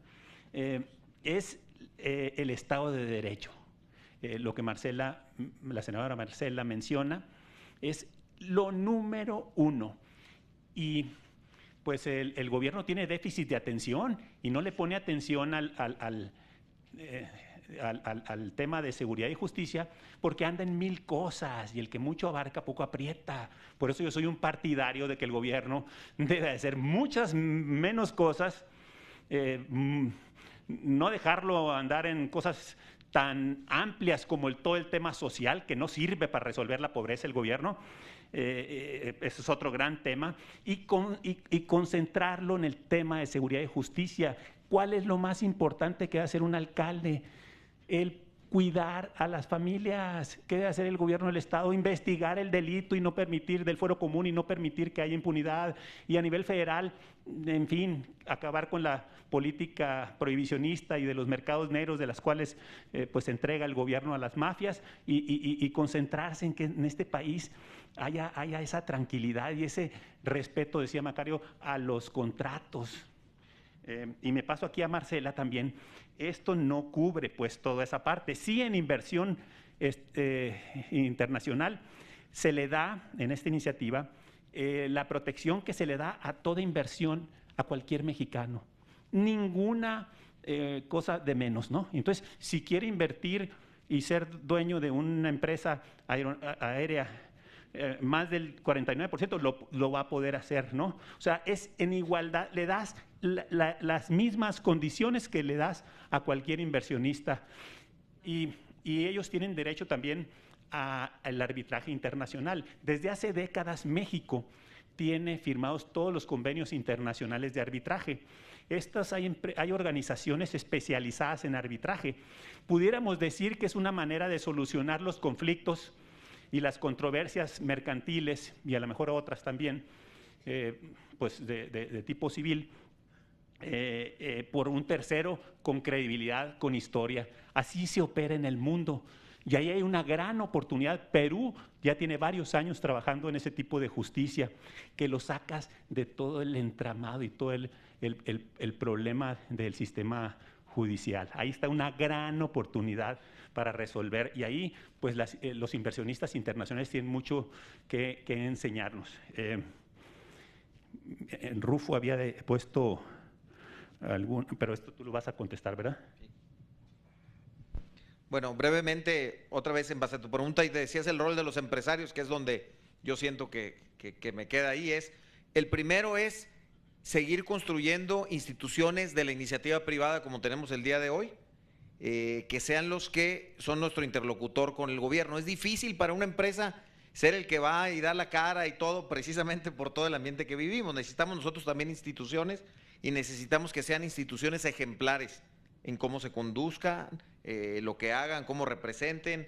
Creo que eso es bien importante seguir construyendo. Creo que México ha avanzado muchísimo en ese aspecto, pero desde luego hay muchísimo camino que recorrer todavía en ese tema de la construcción de nuestras propias instituciones ciudadanas. Y lo segundo, y creo que para mí lo más importante es, los empresarios lo primero que tenemos que ser es ciudadanos de clase mundial. Los empresarios también somos parte de lo que dice Marcela de la corrupción. Hay ahí algunos análisis interesantes de María Amparo Casar y todo, entre la diferencia entre corrupción y extorsión, que no es la intención de hacerlo el día de hoy. Pero creo que lo primero que tenemos que hacer los empresarios es no ser parte de este círculo vicioso de la corrupción. Eso requiere de una diferente mentalidad de los empresarios en el mundo, no es solamente de México, pero sin duda en Latinoamérica requiere, donde la rentabilidad inmediata no puede ser a consta de la corrupción o a consta de lo que suceda en el resto del país, desde los temas ambientales, el desarrollo inmobiliario no puede ser a consta de el tema ambiental del país, etcétera. Entonces creo que requiere de esto, de una nueva cultura empresarial, que yo siento que las semillas están ahí, pero requiere de una transformación de todo el mundo. Las grandes empresas en Estados Unidos, en Europa, ya están en esto. Creo que nosotros tenemos algunas empresas mexicanas de este México de clase mundial, también estamos en eso. La mejor empresa, por ejemplo, hay un premio que se da globalmente a la productividad de las empresas. La mejor empresa en el mundo el año antepasado, fue una empresa de Tijuana que es Plantronics, donde el director general es Alejandro Bustamante, que era un ejecutivo que llegó a esa planta, fue creciendo, ahora es el director mundial de Plantronics. Y por cierto, además de que es la número 1 en productividad, está rankeada como la mejor empresa para trabajar en México. Entonces, fíjense cómo va habiendo coincidencias entre rentabilidad y el trato a la gente y la felicidad de la gente, y me parece que ahí estamos evolucionando. En lo que dices, Marcela, yo creo que el tema de corrupción es el tema central de la competitividad, porque si tú ves estos indicadores de infraestructura, educación, instituciones, no es que México no las pueda tener, De hecho, tenemos un país privilegiado en bono demográfico, en situación geográfica, en climas, en diversidad. Es cosa que no las hemos impulsado. Entonces sí vuelve ese tema a ser uno de los temas más importantes. No quiero decir el único, pero sin duda de los más importantes para resolver este tema. Y lo último que te diría al senador Rufo Ernesto es, todavía no tenemos todas las reglas del juego de la reforma fiscal de Estados Unidos. También aquellos no son tan perfectos cuando dicen, ahí va la reforma fiscal y de 21%, y dicen, bueno, ¿y cómo la vamos a pagar? Pues espérame, déjame averiguar cómo va a estar. No están, las leyes secundarias, los reglamentos, las misceláneas nuestras no existen, no lo podemos calcular todavía. Mucho de las suposiciones es que el impuesto no va a ser del 21%. Es un 21% que luego se le suman otras cosas, deducciones que les quitaron. Entonces vamos a saber, quién sabe dónde acaban. Comercialmente, digamos, desde el punto de vista de marketing, Donald Trump hizo un buen movimiento. Creo que sin duda la tarea para los mexicanos es estar pendientes de eso, pero yo digo que, como dices tú, Pancho, vamos a pensar en nosotros, vamos haciendo nuestra propia competitividad fiscal para que las empresas queramos estar aquí. Sí hay algunas empresas con las que trabajamos nosotros que están esperando a tomar su decisión para que eso pase. Otras creo yo que van a vivir con cualquier consecuencia porque requieren de la cadena de valor mexicana para ser competitiva, como seguramente será Plantronics, ¿no? Entonces hay que estar muy pendiente de ello, pero yo creo que hay que tomar nuestra independencia fiscal y decir cuál es el régimen fiscal que conviene a este país para ser competitivo. Unas breves reflexiones de algunos puntos que alcancé aquí a cachar. el tema de los microempresarios y la informalidad es un tema de incentivos. O sea, en la medida en que nuestro sistema institucional y las dinámicas económicas le hagan a un empresario más conveniente irse a la formalidad, pues lo va a hacer. El problema es que ahorita hay muchos incentivos para ser informal y es un aspecto sumamente perverso que tenemos que ir cambiando con el tiempo. Entonces es un tema básicamente de cómo están construidas las reglas del juego y cómo están alineados los incentivos. El tema de confianza en las instituciones, yo creo que hoy más que nunca hay una exigencia de que las instituciones den resultados y no se trata solo de cambiar las leyes, se trata de crear capacidades humanas, capacidades técnicas institucionales. Es un gran reto de política pública y yo creo que pues todos los poderes públicos, todas las instancias administrativas tienen que trabajar en esto y la confianza solo se va a ganar en la medida en que la institución ofrezca resultados tangibles. Poner en el centro, yo lo que hablaba no era la competitividad, era la competencia, obviamente es una posición por parte de la comisión, pero una aclaración al respecto. Cuando decimos poner en el centro al consumidor, esto incluye a las empresas, porque las empresas también son consumidoras. En los procesos productivos necesitan insumos.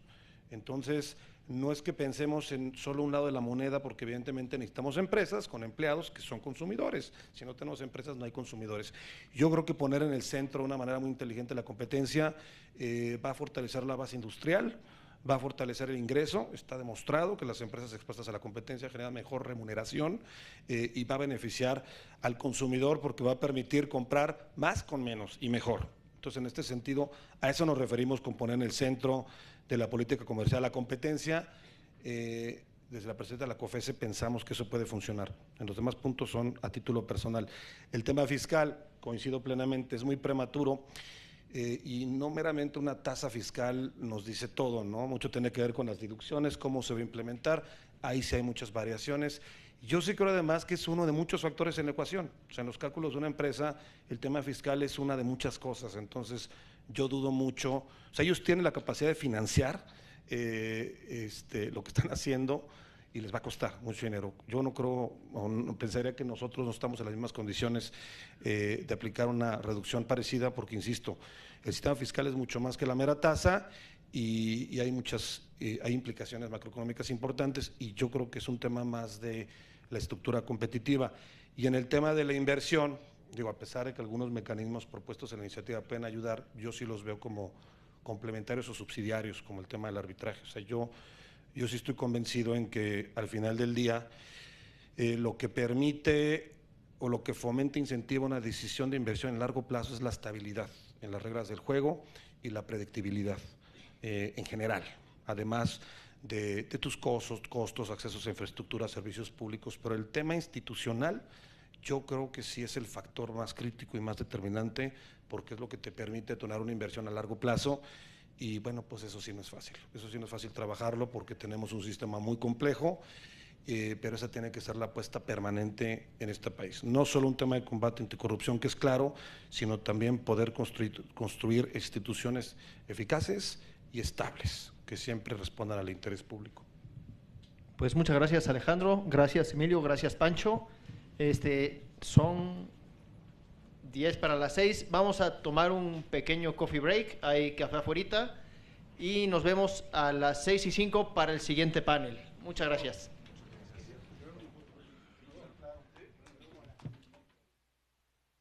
De esta manera se llevó a cabo el primer panel del foro, Más allá del TLCAN, con el tema Perspectivas del comercio en México, en el cual le comento se contó con la participación de Macario Schettino, de Alejandro Altamirano, de Emilio Cadena y por supuesto del senador Francisco Burques, quienes manifestaron que mientras más libre sea el comercio, esto se convierte en mayores oportunidades y por supuesto en mayores beneficios para todos. Coincidieron en que la competencia permite ser más productivo y por supuesto competitivos, por lo que afirmaron que México requiere sentirse con la confianza de abrirse al mercado y competir con todas las partes del mundo.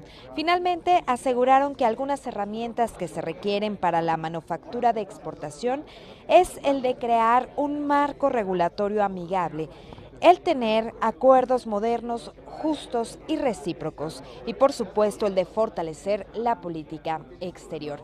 De esta manera, como usted pudo observar, fue cómo se desarrolló y se llevó a cabo precisamente la primer parte de este foro en el cual se está desarrollando en este Senado de la República. Yo con esto me despido, no sin antes, por supuesto, agradecerle como siempre su atención. Hasta la próxima.